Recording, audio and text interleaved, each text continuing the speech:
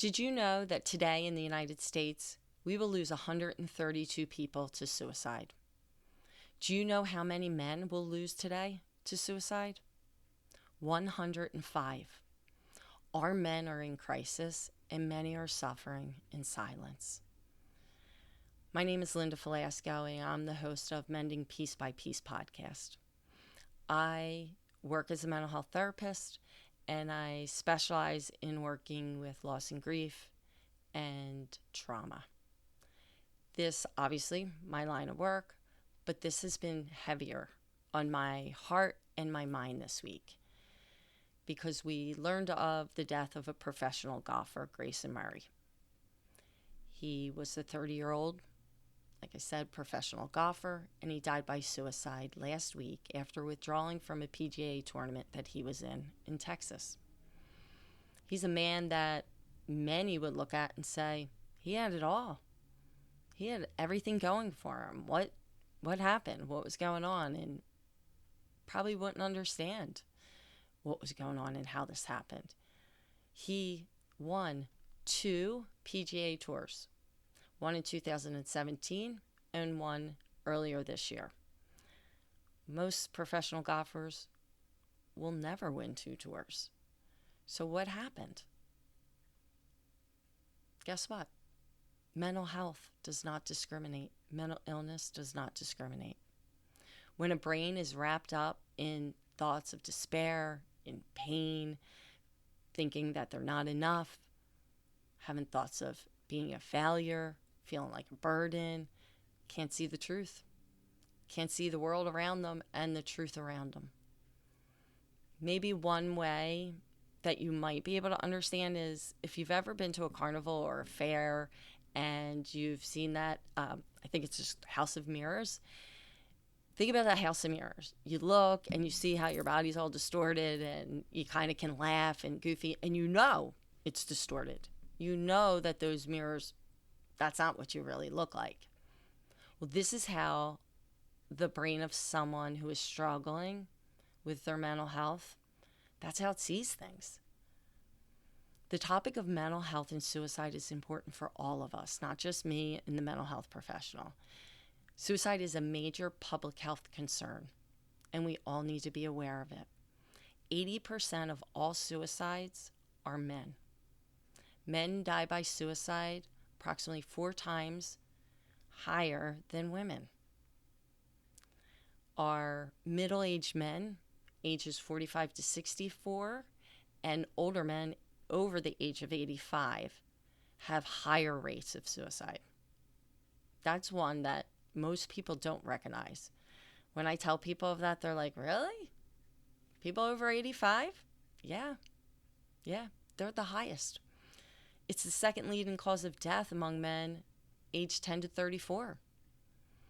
And non-Hispanic white men, American Indian, Alaskan Native men have the higher suicide rates compared to men of other racial or ethnic groups. Well, why is this happening? It's not one reason. Suicide is very complex. It's not one factor. It's not just Grayson was having a bad golf game. It's extremely complex. But if we can understand some of the risk factors, warning signs, we can start to make a difference. What is a risk factor? A risk factor is something that makes a person more likely to die by suicide. And when we talk about risk factors, we're looking at individual. We're looking at relationships, community, and society. So individually, some of the risk factors are a personal history of suicide attempts. I just said male, that's a risk factor. Caucasian, American Indian, and Alaskan natives. If there's a history of past physical or sexual abuse, if there's anxiety, depression, or bipolar, and I'm going to say that one again, anxiety, depression, or bipolar, many people overlook anxiety. If there's medical conditions going on, especially with our older men, if there's chronic pain or terminal illness, that's one. Traumatic brain injuries, alcohol and drug use. Many will say abuse. I am saying use because if someone's using, they can become more impulsive. So we need to make sure we're looking at that as well. Relationships. When we look at relationships, risk factors can be lack of social support, lack of connectedness, a sense of isolation, family history of suicide, and loss of a close friend, or they're widowed, separated, divorced. In our community, risk factors look like access to means, whether they have access to medication, firearms, do they have barriers to mental health care or health care? Were there local clusters of suicides in the area? Stigma. Stigma is a big one. And society as a whole, media has a lot to do with it. How do they portray it? Is there suicides in the media? That can influence a suicide. Our cultural values and attitudes. Recently, we have had the COVID lockdown and COVID deaths, and also a lot of financial instability. We look at warning signs. Well, what's a warning sign? Isn't that a risk factor? No, that's a little different. A warning sign is an indication that something is wrong.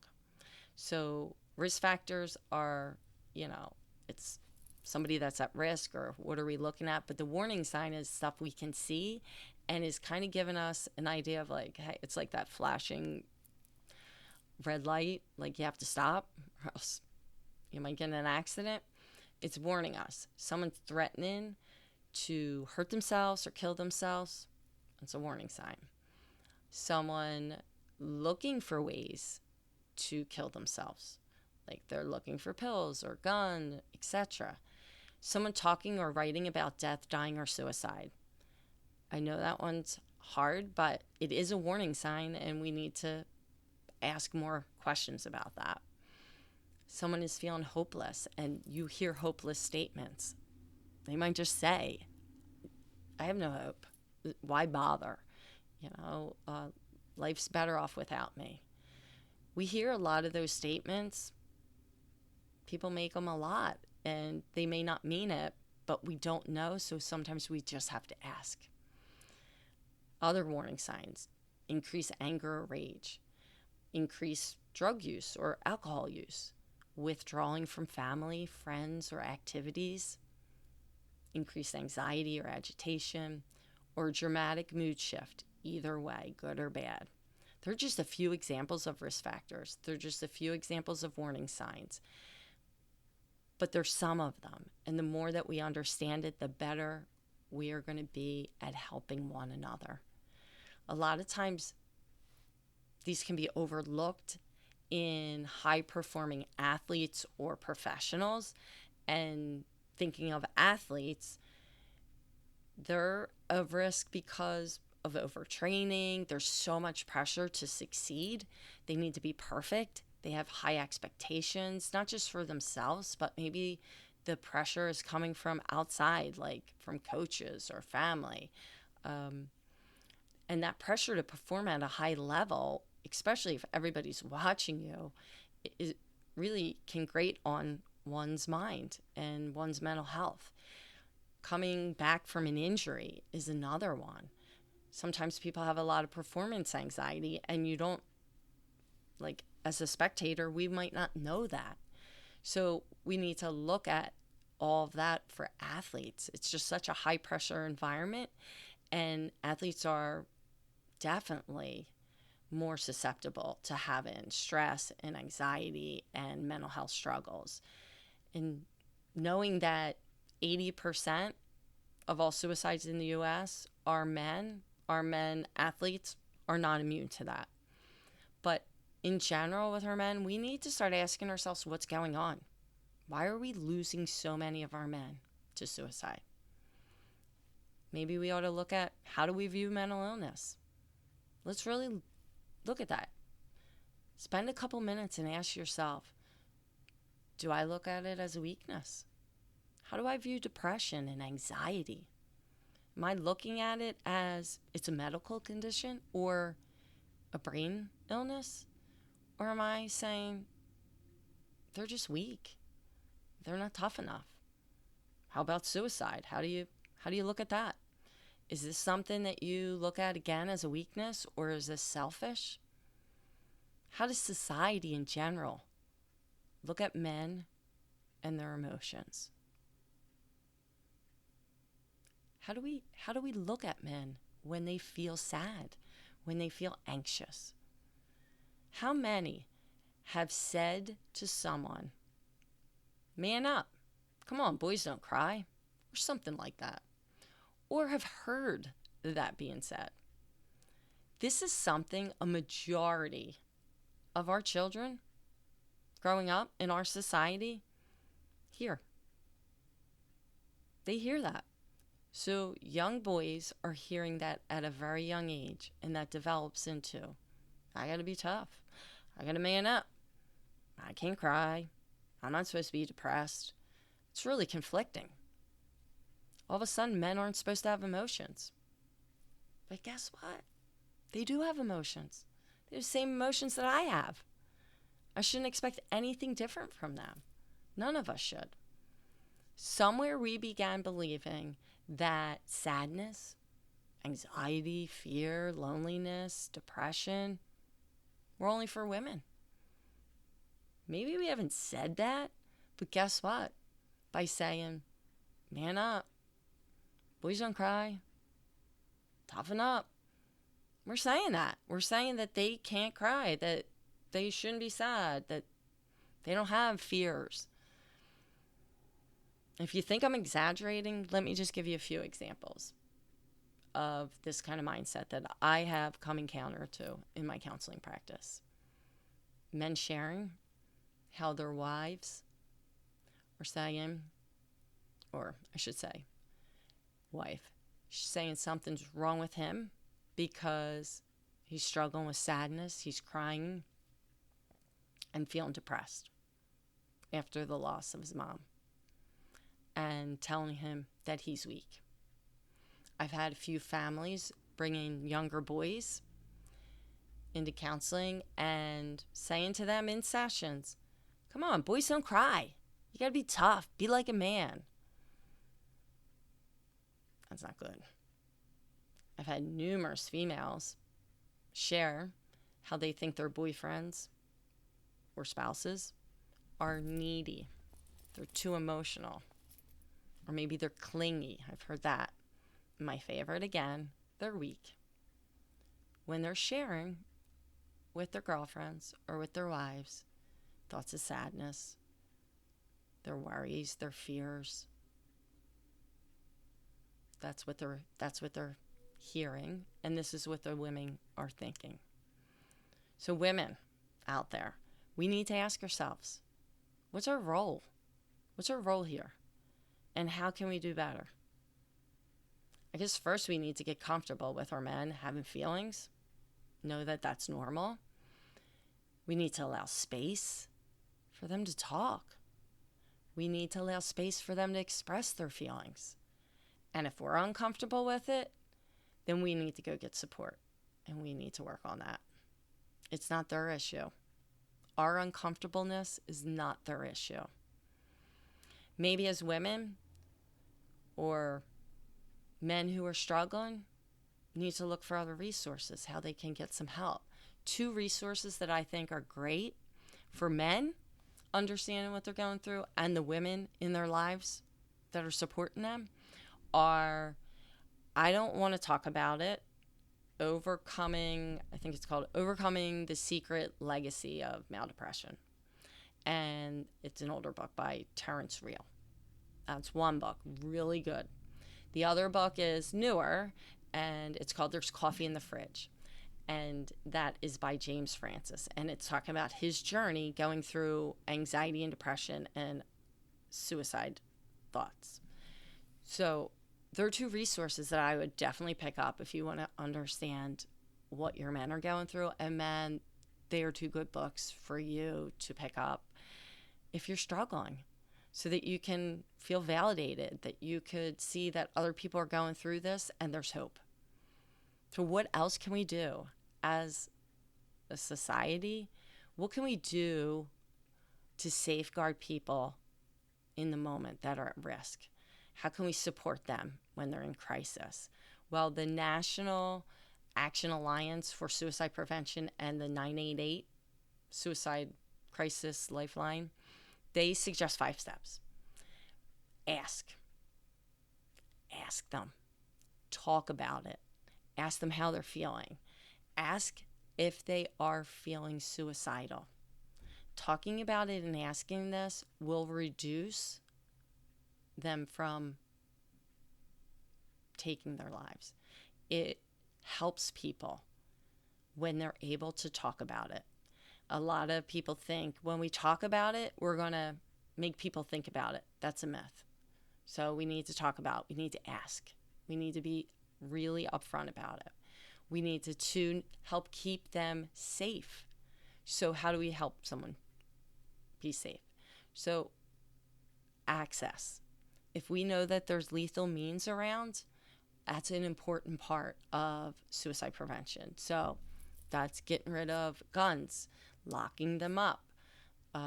If there's medication, lots of excess medication, we need to kind of put them in a safe place for this time period. So helping them stay safe is number 2. Number 3, just show up, be there. Making them feel connected, increasing someone's sense of connectedness helps them feel less isolated. And that's a protective factor against suicide. So just be there, just show up. And then number 4, help them connect. That is, you don't have to know, you don't have to be the therapist, you don't have to have answers. All you need to do is help them connect. If you don't have like a person to call, like, hey, let's call your therapist or let me call your doctor, 988, that's a lifeline. Call there. They will direct you on what to do. If you need to take them somewhere, go to your local emergency department. So that's really important. Just help connect them, okay? Help connect them to it. And 988, easy to remember. And then follow up with them. That's the last one. That's number 5, follow up. After you have connected them and you talk to them, they still need your support. It doesn't end there.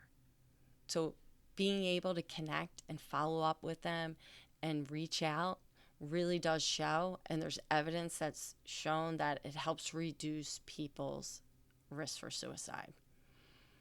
What else can we do? Overall, we can provide access to mental health resources. We need to connect people. We need more money to have resources. I think the statistic now might be close to 46, 48% of a lack of mental health therapists. So we're in dire need for 1 more mental health therapist, 2 more, so that's more resources for people to get to and connecting people to these resources. A lot of people don't know where to go. So that's one area we can work on. Another one is open conversations about mental health, open conversations about suicide, open conversation with our men about emotions. We need to encourage our men to seek help, to go get counseling, go talk to someone. It significantly reduces their risk for suicide. We need to look at not just mental health and suicide as this is the issue. Let's look at this as a humanity issue. Let us grow in compassion and understanding. And remember, we're all just people. And we matter. People matter. Achievements don't matter. Money doesn't matter. Success doesn't matter. We need to remember, people matter. You matter. So I'm going to close with a quote from Robin Williams. Most of you probably have heard it. And he died by suicide in 2014, and he once said, "Everyone you meet is fighting a battle you know nothing about. Be kind, always."